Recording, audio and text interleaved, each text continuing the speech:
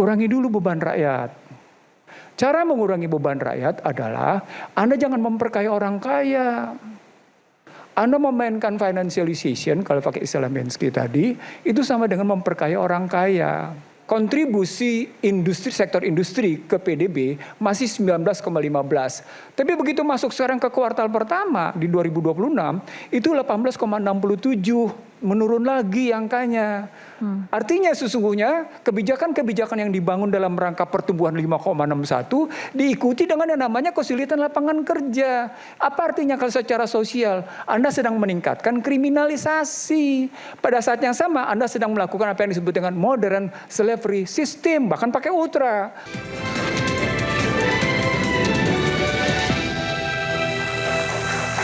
Kita langsung saja akan lanjutkan dengan Bang Budiman tadi penjelasan Anda terkait dengan apa mencari penyeimbang begitu ya tadi Anda sampaikan. Silakan. Iya betul, jadi situasinya kan sangat cair gitu ya. Yang menarik China meskipun sudah menguasai hampir 80% dalam critical technology menurut sebuah lembaga riset think tank dari Australia. Setidaknya dalam statementnya ya, mereka tidak berambisi untuk jadi superpower, hegemonic power ya. Memang dari zaman Mao Zedong Cina selalu menolak apa yang namanya hegemonic power. Makanya mereka tidak pernah mengatakan bahwa dia harus melampaui Amerika ya. Bagi mereka berbisnis dengan siapa saja. Menurut saya Pak Prabowo ini pada China dia harus menjadi bagian dari proses demokratisasi teknologi digital. Boleh didekatin lagi Bang. Ya. Karena tadi saya sudah nyinggung soal nuklir ya. Indonesia sudah terlanjur menandatangani Non-Proliferation Treaty. Artinya Indonesia sudah berbaiat untuk tidak punya senjata nuklir. Ya, ditandatangani zamannya Pak SBY begitu. Artinya, tapi kita tahu ada krusial teknologi lain, ada critical teknologi lain yang sekarang Amerika sudah mulai keteteran dan melihat bahwa ini akan menjadi ancaman bagi dominasinya atau hegemoninya, yaitu AI.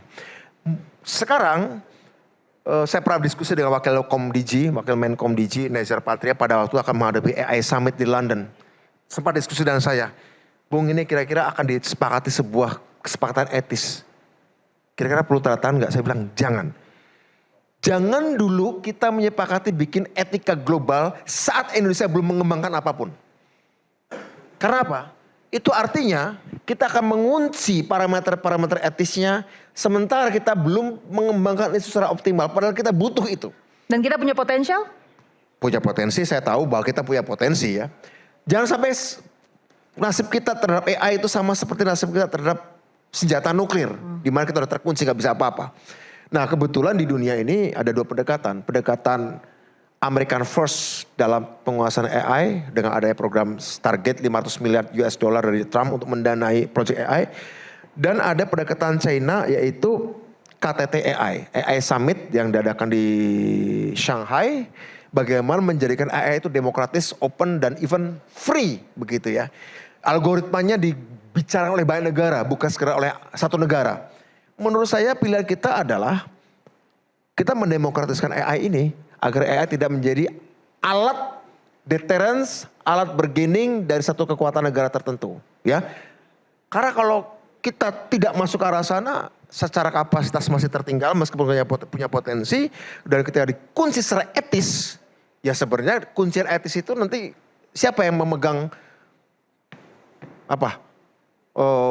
Pemegang nilai-nilai itu siapa lembaganya? Kalau satu negara saja, saya nggak setuju. Tapi kita harus dibicarakan bersama. Jadi menurut saya Pak Prabowo politik luar negeri Indonesia ya pertama ingin dalam technological race ini kita harus ikutan diajak merumuskan standar. Jangan cuma jadi objek. Kedua, teknologi ruang angkasa kita sudah sepakat dengan Rusia. Teknologi nuklir untuk tujuan damai kita sudah sepakat dengan Rusia. Menurut saya prioritaskan itu. Amerika Serikat menurut saya ini menarik Amerika Serikat. Benar apa yang sudah dilakukan. Maritim bagaimanapun juga kita akan banyak gesekan. Setidaknya teman-teman kita ada banyak gesekan nih bersama terhadap China, tetangga-tetangga ASEAN kita. Nah, kita juga harus punya solidaritas ASEAN.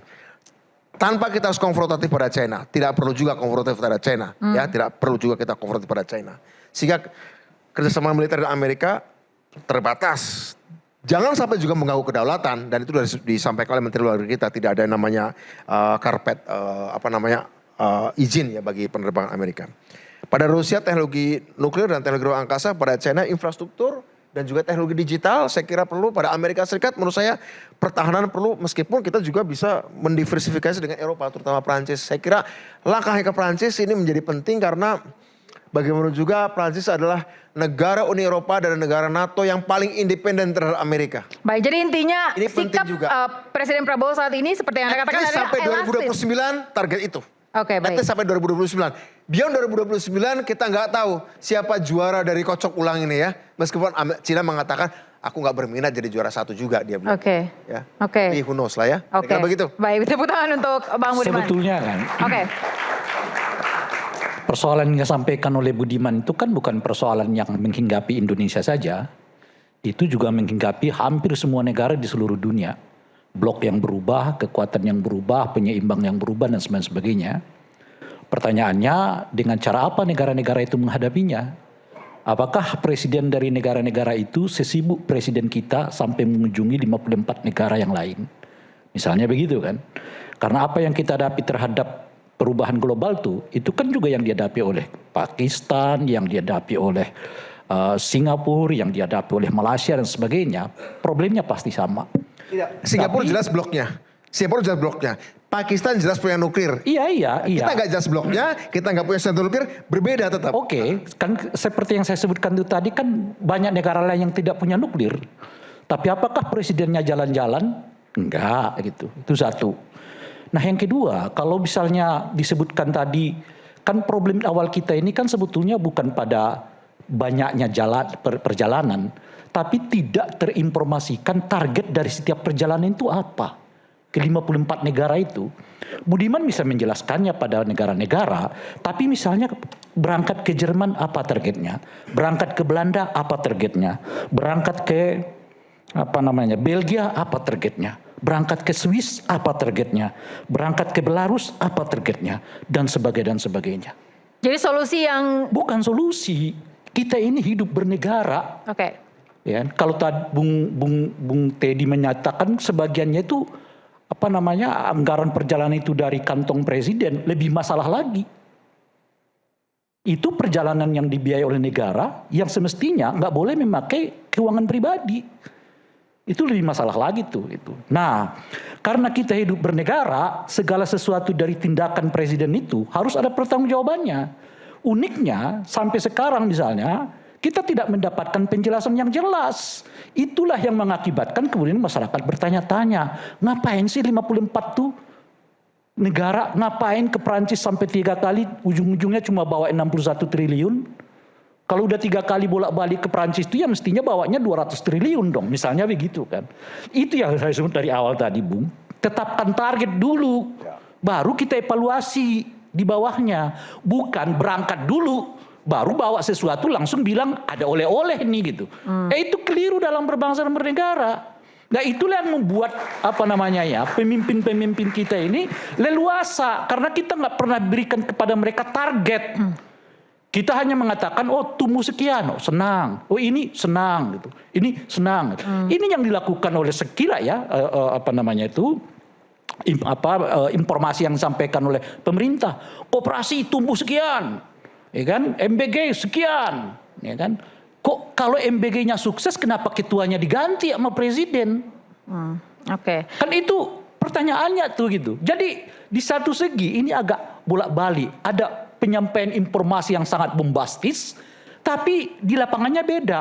MBG udah bagus, ya ini bagus, ketuanya diberhentikan sama presiden gitu. Bagaimana Anda yakin bahwa itu adalah salah satu bentuk nyata presiden untuk membuat... Kalau orang sukses mana diganti? Oke. Mana ada teorinya di dunia ini orang sukses diganti? Kalau kata Bung Budiman dan kawan-kawannya, makar itu namanya kata dia. Presiden yang sukses, ya kan, minta diganti itu kata Bung Budiman kawan-kawannya itu makar. Istilahnya ya, bukan berarti presiden makar kepada ketua BGN, tentu saja tidak gitu. Nah, kan ini yang ditanggap oleh publik yang bolak-balik itu, dan itu penjelasan-penjelasan ini tidak meyakinkan, lebih dari sekedar tidak meyakinkan. Ada penjelasan dari pemerintah yang bersifat seperti mengadu. Misalnya ketika rakyat menyampaikan, ini dana pembelian sapi sampai 100 miliar dari APBN gitu kira-kira tuh. Dipertanyakan oleh publik, dijawab oleh salah satu Dewan Kehormatan atau Bakom lah istilah dari Bakom. Apakah kalian tidak senang melihat orang-orang miskin menerima daging? Apakah kalian tidak senang melihat daging-daging para peternak kita dibeli? Kan itu seperti mau mengkonfrontasi antara orang yang melakukan kritik dengan orang yang sebelah sana gitu. Bukan begitu cara negara mengelolanya. Caranya sama seperti ketika orang menyebut mengkritik MBG itu dengan SPPG itu dengan istilah begini gitu ya. Lalu disebut, tahu nggak Anda yang bekerja di SPPG itu sekian juta orang. Dan Anda katakan mereka itu adalah seperti penjilatnya Pak Prabowo begitu loh kira-kira. Jadi cara yang baik seperti apa Bang Ray? Kalau Anda pemimpin, Anda mendengar kritikan itu untuk kemudian dijawab secara elegan, bukan membenturkannya. Ini kan dibenturkan nih rakyat ini gitu. Apalagi seperti tadi misalnya, sedikit-sedikit presiden berbicara anti asing. Ya kan? Padahal beliau yang paling banyak keliling sepanjang sejarah Republik ini ke seluruh dunia. Oke, baik. Dalam hitungan tahun loh ya, 1 tahun 5 bulan 54 negara. Presiden mana di sepanjang sejarah Republik yang pernah melakukannya itu? Jadi menurut presiden yang sekarang. Jadi pertanyaannya menurut Anda apakah perang ini menjadi salah satu pemicu pelemahan rupiah atau memang kitanya yang lemah? Waduh, kalau soal ekonomi saya nggak paham gitu. Tapi kalau soal politiknya, ini kan kita bicarakan. Saya lebih tertarik misalnya. Tapi kebijakan tadi Anda ya itu yang saya mau katakan.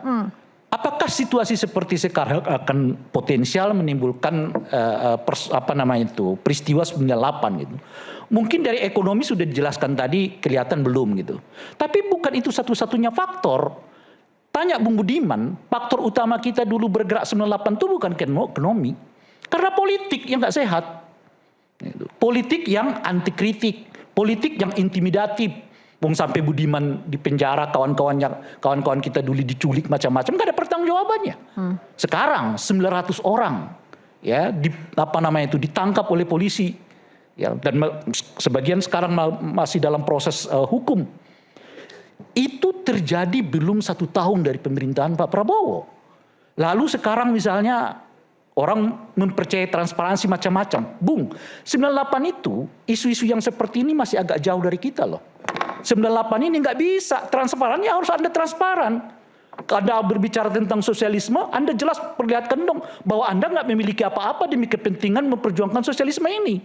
Tapi kalau Anda punya 100.000, 200.000 tanah gitu, Anda berbicara tentang sosialisme, lah konteksnya di mana? Jadi apa yang Anda sebut tadi itu sekarang orang dibantu dengan perkembangan teknologi ini gitu loh saya. Oleh karena itu persis 98 ekonomi itu kemudian datang. Tapi problem utamanya itu adalah trust. Gak ada lagi kepercayaan kepada Pak Harto saat itu. Dan harus ingat loh ya, Pak Harto dimundurkan oleh mahasiswa persis ingat saya 1 tahun 1 bulan atau 2 bulan setelah pemilu tahun 97. Jadi gak lama tuh. Padahal tahun 97 itu Pak Harto mendapatkan tingkat suara paling tinggi, hampir mencapai 82-83%. Ya, pemilih yang memilih kepada Pak Harto gitu. Electoral vote-nya. Tapi kita nggak bicara soal bahwa itu pemilu-pemiluan gitu ya. Tapi yang maksud mengatakan tuh kadang-kadang orang jatuh justru di tengah ya puncak dari kekuasaannya itu gitu. Jadi menurut Anda kalau besok perang berhenti, rupiah bisa menguat kembali? Itu bukan wilayah saya. Oke, baik. Saya mau tanya langsung ke Pak Nursi dulu. Pak Slamet, saya akan kasih kesempatan nanti. Pak Nursi, kalau perang berhenti besok, rupiah langsung menguat nggak? Saya kebetulan mendesain pola pikir begini. Rupiah itu jatuh karena 3 hal. Pertama karena tadi persaingan suku bunga dalam negeri dan luar negeri. Yang kedua karena utang luar negeri, utang yang ada ditambah dengan yang namanya import hajat hidup orang banyak. Yang kedua. Yang ketiga, ini menarik. Dari era Soeharto hingga sekarang, kita dijanjikan transfer teknologi, tapi transfer itu nggak ada. Transfer teknologi itu tidak ada. Makanya saya menyebut sebagai pseudo transfer teknologi. Semu di situ. Faktor politik berarti nggak masuk? Ini kan saya bicara ekonomi dulu. Oke, baik, silakan lanjutkan. Jangan dikacauin dulu dengan perspektif ekonominya. Dia bicara nanti politiknya boleh, nggak apa-apa. Oke, baik, silakan lanjutkan Pak Nursi. Oke, dari 3 perspektif itu dia punya dampak. Dampaknya adalah satu, bagaimana kita punya tekanan pada fiskal, tekanan pada moneter, tekanan pada sektorial. Tekanan itu berdampak pada yang namanya cadangan devisa menurun, arus modal keluar, tekanan biaya impor naik. Berikutnya, dampak terakhirnya dari situ adalah depresiasi rupiah. Terus saja muter begitu. Dia berputar-putar aja di situ, nggak bisa keluar dari situ. Posisinya tekanan tadi menekan ke fiskal, menekan ke moneter, sektorial, kena ke cadangan devisa, kena ke berikutnya ke biaya impor, ke masyarakat, terjadi depresiasi rupiah. Dari siklus yang tidak bisa keluar itu tadi, maka persoalan besarnya saya bilang, saya akuin, Prabowo benar kalau bilangnya sistem, betul dia. Tapi kalau cuma sekedar ngoceh bahwa ini salah sistem gitu ya, lalu kemudian dijawab dengan DSI, lalu DSI-nya seperti diuraikan tadi, kita tunda dari mulai Juni sampai dengan Desember, ya Anda sedang menginformasikan ke publik bahwa Anda tidak siap memperbaiki sistem. Itu yang tadi disebut, tata kelolanya nggak benar. Nah sebagai penutup, kalau mau ini posisi terakhir, saya ingin mengatakan sama Anda begini. Kalau kita lihat tadi situasinya begitu, maka sesungguhnya yang ada di depan mata pertama adalah, kurangi dulu beban rakyat. Cara mengurangi beban rakyat adalah Anda jangan memperkaya orang kaya. Anda memainkan financialization, kalau pakai istilah Bensky tadi, itu sama dengan memperkaya orang kaya. Pada posisi yang sama, Anda berdampak pada tekanan pada sektor real yang kecil, kelompok kecil. Karena hanya kelompok besar yang bisa ngambil. Satu. Yang kedua, ketika Anda berpikir, nah ini menarik di sini, reindustrialisasi Anda mesti tahu bahwa namanya kita sudah mengalami yang disebut dengan deindustrialisasi dini.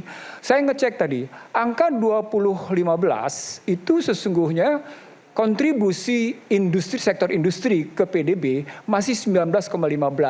Tapi begitu masuk sekarang ke kuartal pertama di 2026 itu 18,67, menurun lagi angkanya. Artinya sesungguhnya kebijakan-kebijakan yang dibangun dalam rangka pertumbuhan 5,61 diikuti dengan yang namanya kesulitan lapangan kerja. Apa artinya kalau secara sosial? Anda sedang meningkatkan kriminalisasi.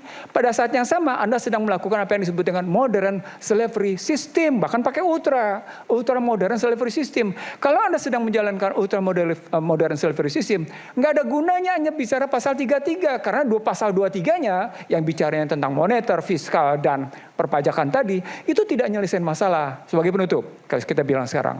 Mari kita lihat sekarang, kalau dia punya masalah di situ dan Anda masuk ke dalam politik, maka pertanyaan besarnya begini. Kalau dia melakukan koalisi besar, maka pertanyaannya, tadi sudah dipersoalkan oleh Ray. Koalisi mana yang membela Prabowo? Koalisi partai mana yang membela Prabowo? Dalam situasi sekarang, di mana namanya Prabowo dihajar dari kanan kiri begitu ya, sampai dengan istilah tadi MPG itu. Sekarang pertanyaan besar, partai politik mana yang berkoalisi itu membela Prabowo dalam rangka menumbuhkan juga yang namanya kepercayaan publik di bidang ekonomi? Ada nggak? Ada nggak partai politik yang bersuara? Kalau soal itu saya belum menemukan. Iya. Tapi kalau mereka diam dengan situasi seperti sekarang, mungkin itu bentuk dukungan. Saya nggak tahu. Ya, kan? Artinya sebagian dari mereka kan lebih banyak diamnya, tidak mempersoalkan. Di tengah yang namanya Prabowo tertekan dia diam. Iya. Boleh jadi itulah dukungannya, itu menurut saya. Itu sebagai dukungan? Boleh jadi. Oh, boleh jadi. Gitu. Dalam bahasa yang lain, kalau saya ngelihatnya, investasi politik yang dilakukan oleh partai politik seperti itu, sesungguhnya investasi main dua kaki. Di satu sisi kabinet yang gelembung besar-besaran untuk menunjukkan tidak efisien, tapi di sisi lain ketika Prabowo ditekan habis-habisan, sudahlah kita dukung dengan cara diam, kita tidak perlu ikut melakukan kritik. Iya. Anda main dua kaki dong, di sisi lain Anda ingin mendapatkan simpati, tapi di sisi lain Anda untuk mendapatkan kursi. Gimana ceritanya? Nah, iya memang. Oke. Kalau itu kejadiannya, maka begitulah tidak fairnya kondisi politik. Itu jelas nggak fairness. Tapi pertanyaannya adalah mengapa Pak Prabowo melakukannya? Kan itu karena mengapa Pak Prabowo mengundang partai-partai yang beliau, kalau pakai analisa ini ya, yang beliau nggak bisa jamin bakal dukung dia dalam kondisi kesulitan. Nah, itu jawabannya sederhana. Bagaimana transaksional antara Jakarta sama Solo? Itu harus dijawab, harus terbuka ngejawabnya. Kalau begitu kita maka orang tidak akan sampai mencurigai bahwa seberapa begitu dalamnya pengaruhnya namanya Solo terhadap Jakarta. Ini kalau soal ini mungkin Budiman yang punya informasi. Silakan. Saya ke Mas Gem dulu kalau begitu. Kita kembali lagi ke judul karena kita sudah berada di segmen terakhir. Kalau pertanyaan yang sama, kalau besok perang berhenti apakah rupiah langsung menguat? Tidak. Langsung saya katakan tidak. Karena seperti tadi disampaikan, eksternal, internal ini berperan kali ini. Jadi tidak serta-merta perang itu berhenti. Prediksi saya perang itu berhenti di Juni minggu kedua sampai Juli minggu kedua. Sudah hampir selesai. Tapi nanti Anda akan lihat. Pertanyaannya mungkin begini, sebetulnya penekanan terhadap rupiah kita itu disebabkan lebih banyak karena eksternal apa internal? Dua-duanya Pak. Itu matriksnya harus dikerjakan. Karena itu butuh data, nggak bisa kita sembarang ngomong. Tadi sudah dijelaskan di segmen awal tapi kita percaya bahwa perang saja hilang tanpa internal perbaikan itu tidak bisa. Kenapa? Simple. Jadi langsung saya tutup dengan 2 saran kepada pemerintah dan masyarakat. Kepada pemerintah dulu. Yang harus dibangun di sini adalah foreign direct investment. Apapun manuvernya, Anda bapak-bapak sudah luar biasa dengan semua teorinya bagus sekali. Tapi kuncinya adalah Vietnam itu way better than Indonesia sekarang. Dan banyak orang pergi ke Vietnam, invest di sana. Foreign direct investment mengalir ke Vietnam. Karena negara itu dianggap mungkin lebih stabil. Ya kan? Lebih stabil, regulasinya jelas. Artinya, foreign direct investment itu akan membuat mata uang kita kuat, negara kita kaya, dan bagaimana caranya untuk mengundang orang masuk trustworthy country. Ya, yang pertama adalah trustworthy dari masyarakatnya harus percaya pada pemerintah. Yang paling simpel adalah perbaiki tata kelola negara dengan holistic approach.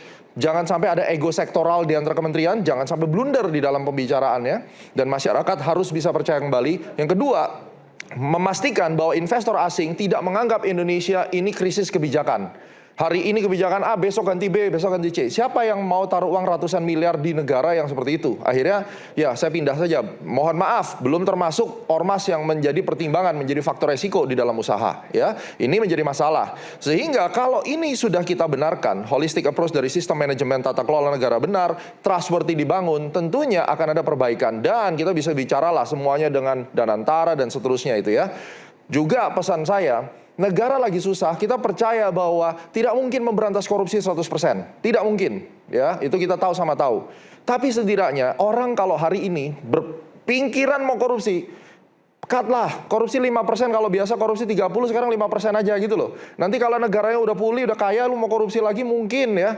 Kalau nggak ngerasa salah gitu mungkin gitu. Tapi tolong ada kesadaran supaya Indonesia ini pulih dulu, ya. Terus kemudian saran buat rakyat. Kita tahu negara kita lagi di dalam tekanan, bukan krisis. Mohon lebih bijak di dalam memberikan informasi tentang Indonesia itu. Suram, gelap, akan hancur rupiah ke 25.000. Kita harus pertimbangkan banyak penonton, banyak social media user yang tidak punya literasi. Dia hanya makan mentah-mentah informasi itu, akhirnya menjadikan kepanikan.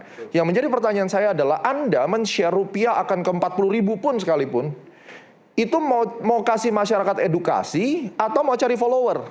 Ini harus dijawab. Karena kalau Anda sebagai seorang ekonom, analis, akademisi, jangan menebar ketakutan yang sampai akhirnya masyarakat makin antipati sama pemerintah. Sebuah negara akan runtuh jika masyarakatnya tidak percaya lagi pada pemerintahnya. Dan pesan saya yang terakhir, kalau Anda tidak bisa membuat perubahan kepada bangsa ini, percayalah bahwa menghujat negara, menghujat pemerintah, tidak akan membuat mata uang kita kuat. Tetapi kita berdoa untuk negara ini dan presiden kita, itu yang akan membantu. Kekuatan doa adalah segalanya. Terima kasih. Baik, luar biasa. Pak Selamat silakan. Kalau menurut Anda, saya kira dulu yang pelemahan rupiah. Sebentar. Sedikit aja intinya Pak Ray. Soalnya intinya ya. Kalau korupsi, kalau 25, tidak bisa begitu. Iya. Korupsi itu harus zero. Pak, Itu prinsipnya betul, dulu. Saya setuju. Enggak, itu. Saya setuju. Bentar dulu. Itu yang saya sebut tadi dengan filosofi. Betul. Kan saya udah bawa 61 triliun. Lalu kita nganggap itu sukses. Setuju. Target kita di 100, 120, 130. Bukan 61 triliun. Oleh karena itu kita harus mengatakan zero korupsi. Pak, saya tanya, sorry nih Pak. Bapak luka ya, Bapak luka ini kan. Anda nggak bisa langsung siram alkohol. Luka ini harus dirawat dan ada progres. Yang paling penting, saya setuju Pak, zero. Besok harus zero. Hukum Iya, mati, iya. hukum mati. Pertanyaannya, kita bicara realistis. Teori semua orang tahu harus nol. Realistis, kita butuh progres. Mari berprogres. Kalau Anda biasa korupsi segini, sekarang kecanduan korupsi itu turunin segini. Ini saja sudah bisa membantu supaya defisit Beda paradigma nih. Beda paradigma, Beda betul, paradigma, betul. bukan paradigma, tetapi kan dia kan mengatakan tadi perlu mengedukasi masyarakat. Betul, Ya, betul. kalau kita konteksnya kepada apa namanya korupsi, edukasinya itu harus zero. Sebagaimana kita kalau mau mengedukasi orang tentang perlunya penegakan HAM, tidak ada yang di sana namanya istilah makar, ya, Setuju. istilah anti asing, ya, istilah penculikan, nggak boleh itu ada. Ya. Itu pendidikannya, sehingga orang nggak punya batas toleransi terhadap perbuatan-perbuatan yang melanggar, ya, extraordinary crime gitu loh. Itu saya sangat respect, saya sangat hargai. Bapak harus tahu satu hal, bahwa fakta, saya realis, fakta di lapangan itu yang kita bahas, lebih baik ada progres daripada hanya berdasarkan sebuah teori yang tidak pernah dijalankan. Dan turunnya korupsi yang signifikan akan membuat defisit APBN kita berkurang. Itu goalnya. Terima kasih. Oke, baik, terima kasih. Oke. Pak Slamet, kalau dari pengamatan Anda sampai kapan sih perang ini akan terus berlangsung? Perang tentu saja masih akan sulit selesai dalam waktu dekat karena ada kepentingan-kepentingan Amerika, ada kepentingan Israel, ada juga kepentingan Iran. Selama kepentingan mereka belum terpenuhi, maka perang itu tidak akan selesai. Jadi masih panjang. Persoalannya adalah itu tadi. Pelemahan rupiah di tengah goncangan konflik regional di Timur Tengah menurut saya lebih banyak dipengaruhi oleh sentimen global. Mengapa? Karena ada penguatan dolar Amerika di satu sisi. Kemudian juga ada kekhawatiran pasar terhadap risiko geopolitik daripada fundamental ekonomi di Indonesia yang semakin membaik. Betul, pertumbuhan ekonomi kita 5,61% dalam kuartal pertama 2026 ini, dan itu menunjukkan memang mesin ekonomi domestik kita masih bekerja cukup baik. Itu menurut saya. Kemudian tantangan pemerintah ke depan adalah bagaimana meredam gejolak jangka pendek di pasar valuta asing. Ini tidak bisa main-main di situ karena kita juga harus membangun ketahanan ekonomi jangka panjang dan juga melalui apa? Melalui kekuatan energi. Yang kedua tentu saja penguatan ekspor, lalu diversifikasi perdagangan dan stabilitas kebijakan. Di luar itu militer kita juga harus kuat. Kalau militer lemah itu justru akan merongrong kewibawaan negara kita. Jadi langkah Pak Peristiwa Prabowo kemarin Venezuela. penguatan alutsista itu sudah di jalan yang benar? Ya, karena itu dalam situasi perang dan ketidakpastian global saat ini, kekuatan utama rupiah menurut saya pada akhirnya akan ditentukan oleh seberapa kuat fondasi ekonomi kita, dan juga ini bukan semata-mata perkembangan di Timur Tengah. Jadi betul-betul kita harus semakin mandiri, seperti tadi Bung Budiman bilang, memang kita seperti mendayung di antara dua karang. Ketika dulu bipolar, sekarang multipolar, mau tidak mau kita harus seolah-olah dekat dengan Amerika, seolah-olah dekat dengan Rusia, dan seolah-olah dekat Tiongkok. Ketika Presiden Prabowo dilantik, salah satu negara pertama yang dikunjungi adalah Tiongkok. Karena kita memang butuh ekonomi dari situ. Tapi di sisi lain, kita juga di tengah ancaman Amerika dengan presidennya yang sangat koboi ini, kita juga membutuhkan Rusia untuk mempertahankan Papua kita. Seperti pada saat kita melakukan operasi Trikora untuk merebut Irian Barat. Sama juga ketika kita ganyang Malaysia, yang kita hadapi adalah Inggris. Tidak ada jalan lain. Maka ketika bipolar dulu kita harus ke arah blok timur. Itu bukan berarti kemudian kita cenderung menjadi komunis atau cenderung menjadi liberal. Pertanyaannya adalah, apakah kita punya alat sandera untuk negara-negara besar?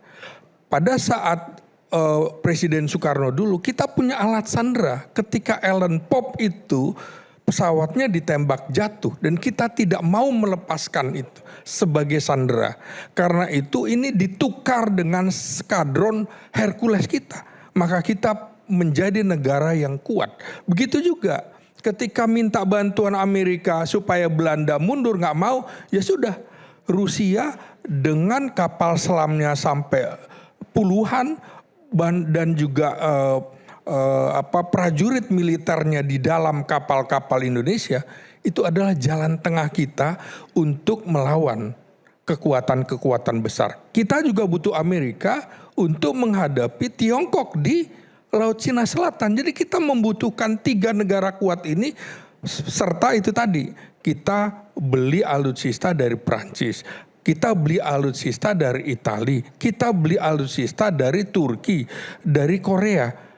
Tapi ada kesulitan nantinya adalah ketika alat komunikasinya tidak sama antara kekuatan udara kita, laut dan darat kita, repot. Karena itu salah satu jalan keluar, industri pertahanan strategis kita harus dikuatkan. Kembalikan lagi ke induknya. Siapa itu? Kementerian Pertahanan. Bukan lagi ke Kementerian BUMN yang cara berpikirnya mencari keuntungan ekonomi. Itu dari sisi politik dan militer. Oke, jadi tapi sejauh ini Menteri Pertahanan kita sudah on track ya? Iya, karena kita ini terancam seperti juga Venezuela. Potensi Amerika untuk mencaplok negara-negara termasuk Indonesia itu besar sekali. Tidak banyak negara di dunia yang bentuknya negara kesatuan. Salah satunya Indonesia. Dan Amerika serta Israel itu tidak senang yang namanya persatuan. Pan-Islamisme dihajar. Pan-Afrikanisme dihajar. Uni Eropa juga itu tidak dalam benak mereka. Mereka ingin kita pecah-pecah seperti negara federal, seperti RIS dulu. Dan ini pelajaran penting bagi kita, bagaimana presiden kita harus kuat, militer kita harus kuat, ekonomi kita juga harus mandiri. Saya kira begitu. Oke, berikan tepuk tangan untuk Pak Slamet. Ya Mas Lutfi, seoptimis apa Istana terhadap penguatan rupiah dalam waktu dekat ini? Yang pertama harus kita garis bawahi ya Mbak ya, pelemahan rupiah itu bukan sebuah berita buruk. Seperti halnya penguatan rupiah apakah berita yang baik. Misalnya gini, untuk $1 juta ekspor kita, kalau rupiah itu... Boleh dekat lagi mic-nya Mas? Untuk setiap $1 juta ekspor kita, ketika rupiah itu 15.000, itu kita dapat 15 miliar. Ketika rupiah 16.000, kita dapat 16 miliar. Dengan jumlah yang sama, kita dapat additional 1 miliar. Jadi melihat rupiah itu nanti apakah menguat atau melemah, itu kontekstual. Nah, cuman dalam hal ini, kalau kita kembalikan ke judul dari acara ini ya, menurut kita sih dalam waktu dekat ini arahnya adalah ke penguatan. Tapi ke titik mana penguatan tersebut, itu saya rasa ntar yang menentukan adalah waktu.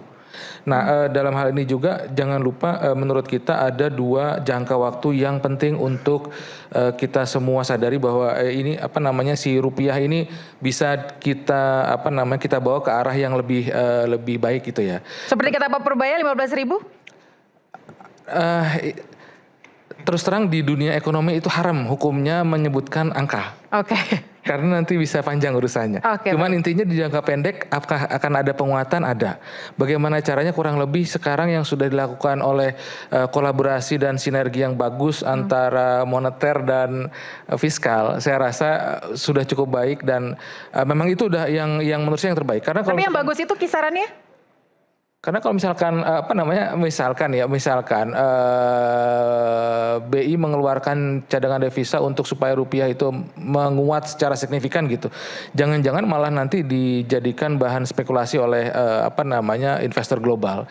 Jadi menurut saya sekarang ini sudah kurang lebih sudah pas lah menurut saya ya untuk. Bukankah investor global harus tahu angka yang tepat gitu atau informasi yang clear gitu atau seperti apa? Pengalaman saya di capital market itu investor global maunya adalah stabilitas.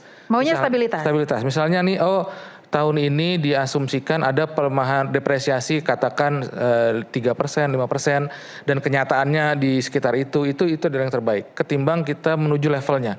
Nah, ini mungkin sesuatu yang agak kontraintuitif atau tidak bisa dipahami dengan dengan logika atau cuman percayalah kalau misalkan yang saya katakan itu bukan omong kosong. Nah, maksudnya kalau misalnya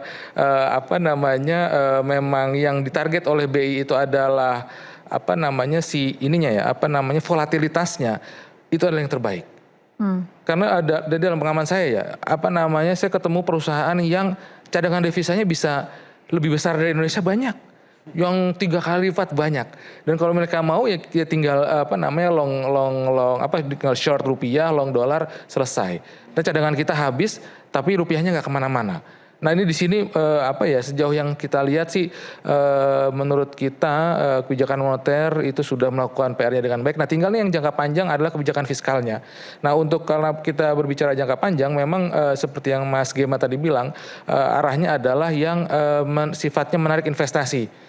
Ease of doing business, climate, business climate, tingkat high cost ekonomi yang turun dan segala macam. Tapi jangan lupa FDI itu adalah inflow uang di T 0, tapi outflow uang di T plus 1.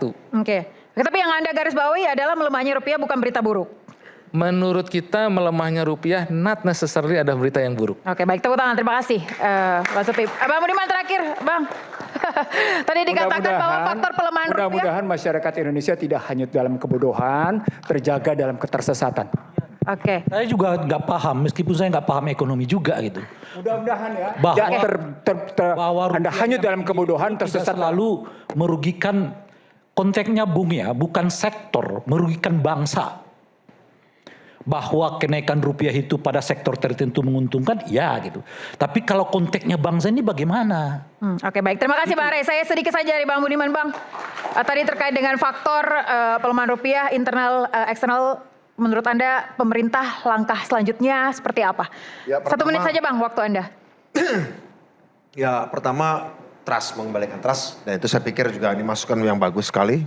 Apakah pemerintah bisa menjamin kepastian untuk tadi dijelaskan soal kepastian ya. Karena memang investor lebih banyak butuh kepastian. Kedua, pemerintah tidak anti dolar. Kita justru ingin memacu mendapatkan banyak devisa dalam bentuk dolar dari peningkatan hasil ekspor kita. Dan FDI, pemacuan FDI foreign direct investment untuk penciptaan lapangan kerja dan stabilitas. Tentu saja di lain pihak juga pemerintah ingin meningkatkan proses partisipasi ekonomi masyarakat dengan membentuk koperasi dan juga investasi dalam bentuk sosial ya, yang yieldnya tidak mungkin diharapkan dalam waktu dekat, tapi lebih pada investasi sumber daya manusia. Saya kira memang saya pernah katakan berkali-kali Pak Prabowo adalah presiden yang terutama memperlakukan APBN sebagai engine atau mesin pemerataan dan mendirikan di antara sebagai terutama untuk menjalankan fungsi-fungsi pertumbuhan. Kenapa? Yaitu posisi ideologis Pak Prabowo, pro pertumbuhan, pro pemerataan, menciptakan pasar domestik yang kuat, proses hilirisasi dan industrialisasi. Waktunya tidak banyak karena dalam alam demokrasi hanya secara resmi hanya 5 tahun dan dimungkinkan untuk 2 periode. Tapi secara real politik tadi ada pertanyaan soal loyalitas partai. Yeah. Harus diakui bahwa 5 tahun itu adalah waktu secara formal, tapi secara real politik bisa lebih pendek. Apalagi dengan keputusan MK, di mana setiap orang yang punya partai bisa mencalonkan diri secara real politik ya, menggoda para anak buah presiden untuk pada 2,5 tahun terakhir bukan kabur, mulai melihat Pak Prabowo sebagai rival. Jadi saya pikir situasi keputusan MK yang memungkinkan bahwa pencalonan presiden bisa 0% sejauh dia punya kursi ya, membuat mereka menjadi pimpinan partai politik secara struktural, secara sistemik akan menempatkan bosnya Pak Prabowo sebagai calon rivalku. Dan anak buahnya orang-orang politik, bisa jadi orang politik, bisa bukan dari partai politik juga, bisa juga dilihat sebagai ini calon rivalku. Situasi inilah yang menurut saya menyebabkan kita tidak punya kemewahan melakukan pelembagaan politik demokrasi. Pelembagaan ekonominya juga dilemahkan, ya, pelembagaan institusionalisasi demokrasi politik dilemahkan. Artinya apa? Mungkin kita juga harus mengoreksi juga. Kita tidak menghilangkan demokrasi, tapi apakah betul demokrasi itu sama dengan harus diterjemahkan sebagai one person one vote saja? Ya, jadi intinya Artinya ini intertwine ya, antara pelembagaan politik demokrasi dengan pelembagaan politik ekonomi itu nggak bisa dipisahkan satu sama lain ya. Saya kira itu. Oke, baik, terima kasih. Tepuk tangan. Pak Fuad Bawazir, Pak, terakhir dari Anda, apakah Anda yakin bahwa rupiah akan segera menguat? Kemudian seperti apa Anda melihat ke depan di Indonesia? Rupiah itu harus dikuatkan dalam jangka yang panjang dengan strategi yang baik sekali. Kalau dalam jangka pendeknya itu memang biasa. Ada yang rupiahnya melemah, senang karena bisa ekspornya banyak, muat. Itu biasa. Dulu waktu kita masih fixed rate, malah kita bisa mendevaluasi kan. Dari 400 misalnya jadi 625 sekaligus 5%, dilemahkan, orang tepuk, semuanya senang. Dulu senang 50% turunkan lagi jadi 800, senang, terus kan begitu, senang. Karena memang itu yang diharapkan. Jadi pelemahan itu ada yang diuntungin juga ya kan. Kalau lagi kuat ada. Kalau kita banyak import, makanya kalau lagi begini banyak import, yang import terkena karena barang import jadi naik. Makanya itu diatasi dengan jangka yang strategis lah. Misalnya dengan ekspor semua dihimpun oleh pemerintah seperti minyak sekarang melalui tambang-tambang gitu kan. Makanya saya bilang jangan ditunda. Ditunda itu macam-macam itu alasannya. Pemerintah harus firm. Kalau ditunda ini dilihat oleh pasar ini. Wah, ini pemerintah lagi ragu-ragu. Terus yang gonggong kan banyak ini. Cunguk-cunguknya di dalam negeri kan memang juga banyak. Rupiah kan begini, saham begini gitu. Takut-takut ini banyak biasa. Tapi firm. Jangan ditunda. Kalau ditunda itu macam-macam yang diharapkan. Dulu partai juga banyak menunda misalnya gitu. Jadi muncul rivalitas begitu maksud Anda ya? Ada change-nya ya? Iya ada selalu. Saya nggak terlalu banyak melihat rivalitas ini. Saya secara ekonomi dulu melihatnya bahwa harus firm betul. Kalau naikin jalankan ini ya dijalankan politik ini. Jangan main tunda karena ditunda itu macam-macam. Karena di sekitar presiden baik yang resmi pejabat maupun saya yakin masih ada yang kesakusuk. Tunda aja Pak. Mungkin juga bisikan dari suara-suara yang minta ditunda. Berharap 6 bulan mungkin akan ada apa-apa gitu kan. Siapa tahu nanti bisa ini. Ini kan tapi banyak. kalau dipercepat lebih baik tidak? Iya harus dilaksanakan aja dengan cepat, dengan firm. Makanya saya bilang pemerintah harus tegas. Laksanakan. Semuanya dilaksanakan. Nah itulah contoh dalam hal ini. Tentunya masih banyak cara-cara yang lain ya dalam hal ya strategi untuk mengurangi impor tadi itu. Makanya dengan cara ada ketahanan pangan, ketahanan energi itu juga dilaksanakan untuk mengurangi jangka panjang dan sangat strategis mengurangi dari kebutuhan akan mata uang asing dolar. Oke. Tapi intinya semua akan naik turun itu biasa jangka pendek dan pemerintah tidak usah panik mengenai itu. Dan kita alhamdulillah masih termasuk negeri yang masih bisa mengatasi. Masyarakat juga tidak perlu panik. Tidak usah terlalu panik, kita alhamdulillah semuanya ada masalah. Semua negeri dengan adalah perang dunia segala macam ini ya di mana-mana selalu ada masalah. Tapi kita relatif yang masih oke juga. Oke, ya berikan kan? tepuk tangan untuk Pak Fuad Bawazir dan juga seluruh narasumber yang ada di Rakyat Bersuara pada malam hari ini. Ya pemirsa, pergerakan rupiah tak lahir dari satu peristiwa melainkan dibentuk dari berbagai dinamika. Ekonomi sebuah bangsa cermin kepercayaan, penanda harapan dan ujian ketahanan. Saya Aya Nufus, sampai jumpa di Rakyat Bersuara pekan depan.